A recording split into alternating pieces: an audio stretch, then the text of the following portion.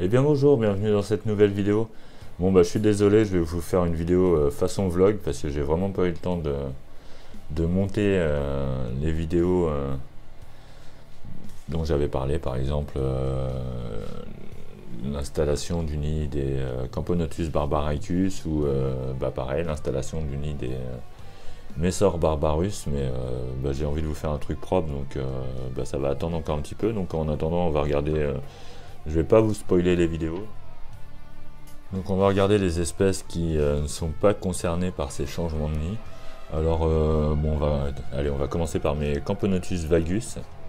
Alors déjà désolé pour les reflets, c'est vraiment de la vidéo improvisée. Donc bah là on peut voir qu'elle nous prépare une nouvelle génération de fourmis, d'ouvrières. Donc normalement la gine est là, voilà, elle est cachée derrière là. Donc on peut voir qu'il y a eu une nouvelle ponte encore, là, donc ça va encore être une autre génération. Là il y a pas mal de cocons. Cette année elles ont pris l'habitude de m'en mettre les cocons les plus avancés sont souvent mis dans l'aire de chasse, donc je vais vous allez voir après. Là, il y a encore pas mal de couvains quand même. Des belles ouvrières. Donc là les cocons sont tous assez blancs. On va voir si normalement dehors ils sont un peu plus foncés.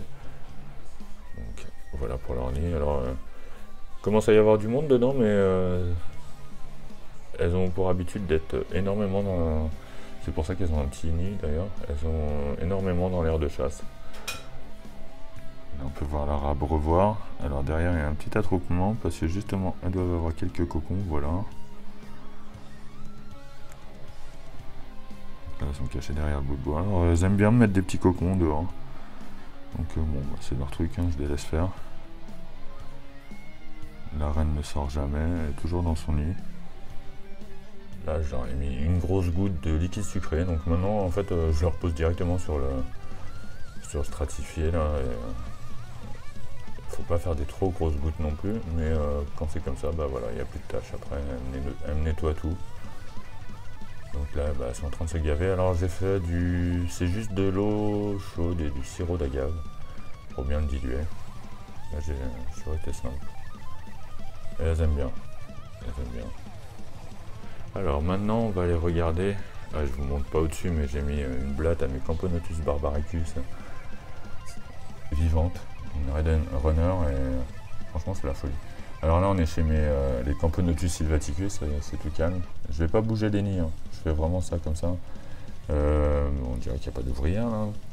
Donc leurs tuyaux les emmènent là, à leur nid rock and roll. Voilà. Donc les ouvrières, elles sont où? Il n'y a pas beaucoup de monde, c'est marrant. Hop.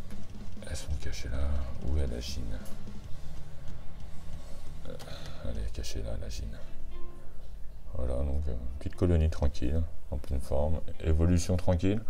Alors en fait, toutes les fourmis que je vous montre aujourd'hui, à part les Camponotus vagus, c'est surtout des fourmis que je fais évoluer tranquillement. Alors là, bah, par exemple, les Camponotus lateralis, de toute façon, ça c'est des fourmis qui font des petites colonies. Là, on peut voir qu'elles évoluent, ça va, je vais pas me plaindre. Donc je les fais dans un nid sec. Ça évolue gentiment. Elles sont mignonnes, hein, celles-là. Tout petit peu de couvain encore. Bon, le nid n'est pas super propre. Là, on peut voir qu'il y a des ouvrières à la tâche. Donc, hop, de 2020, une colonie de 2020. Et bon, ça fait des petites colonies. Donc, ce nid-là risque de leur servir assez longtemps. Là, des Camponotus piceus. Un petit peu mieux développé. Donc, pareil. Excusez-moi, j'ai fait du jardinage avant, donc j'ai un peu de terre sous les ongles. J'aurais pu nettoyer un peu mieux. Voilà, donc pareil 2020. Alors, hop. En dessous, là, on a les Camponotus herculeanus que je vais pas trop embêter. Donc, bah, ça reprend un peu du poil de la bête. Hein. Voilà. C'est 2020 aussi, non? À côté, on a la Camponotus leoparda. Vous voyez, j'ai mis un petit nid à la place du tube à essai. Et sais pas, on verra. Moi je pense qu'elle évoluera l'année prochaine. Maintenant je crois qu'il n'y a pas de couvain, mais j'y touche pas pour pas les embêter. On voit pas avec l'huile de paraffine, donc voilà. Par contre elle, bah, ça va mieux quand même. J'essaie de faire une mise au point, c'est pas terrible, on voit pas très bien à travers ces aires de chasse là. Alors là sinon bah j'ai quoi? Camponotus aetiope, Camponotus forelli et Camponotus mican. Ouais, eux ça va, mais c'est pareil, je les développe gentiment. Voilà, je veux pas que ce soit des niveaux, parce que je veux vraiment développer les autres qui vont arriver bientôt.